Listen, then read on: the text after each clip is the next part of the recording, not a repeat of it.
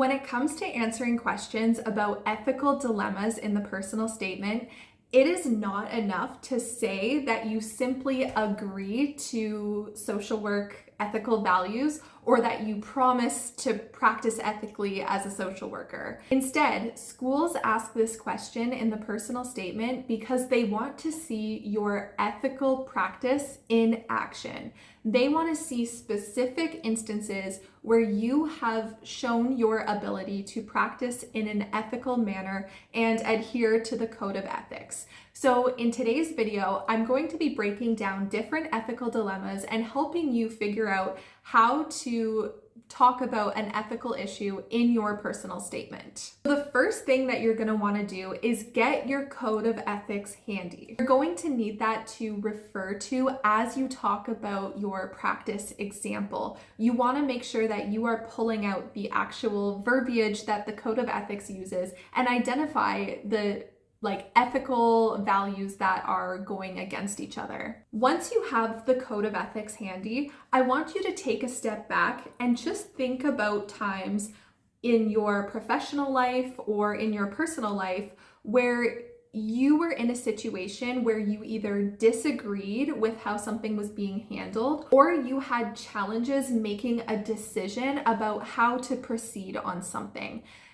Those are usually indicators that you have faced an ethical dilemma of some kind, and that's where I love to pull examples from. I'm going to walk you through a couple different examples so that you can start to see what an ethical dilemma should look like and how you should respond to it.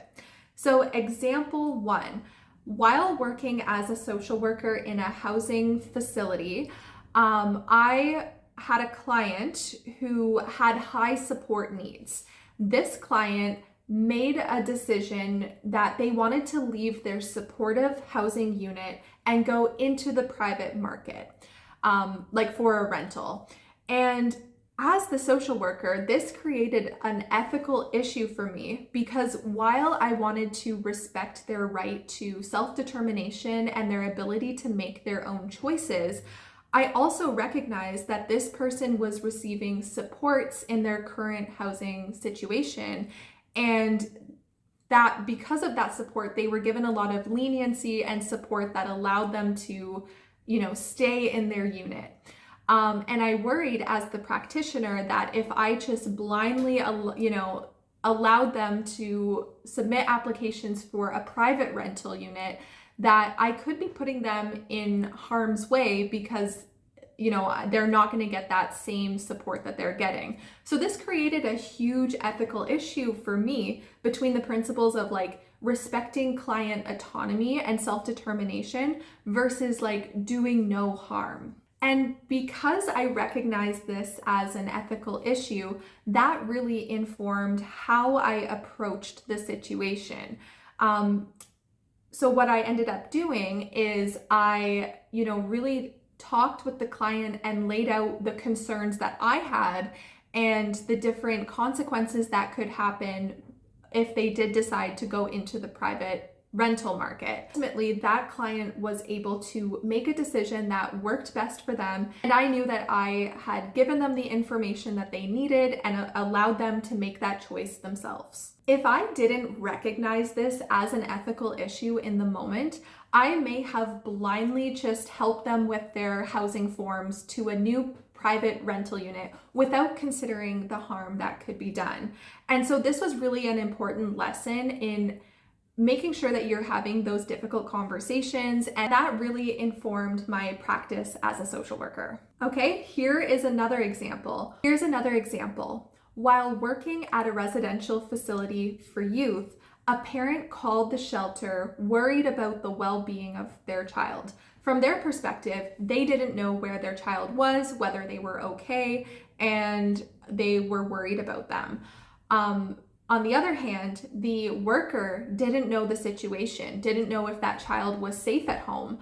The child was also an age where, while they were still living under the parent's roof, the support worker had to respect the client's confidentiality. This created an ethical issue for the worker because while they wanted to tell the parent that their child was okay and getting the support that they needed, they also recognized that the client had a right to confidentiality as well as a right to safety and making sure that their location remained anonymous if that was something that was needed. So in that situation, that worker should really reflect on what ethical principles were at odds with each other and how they ultimately ended up dealing with that situation.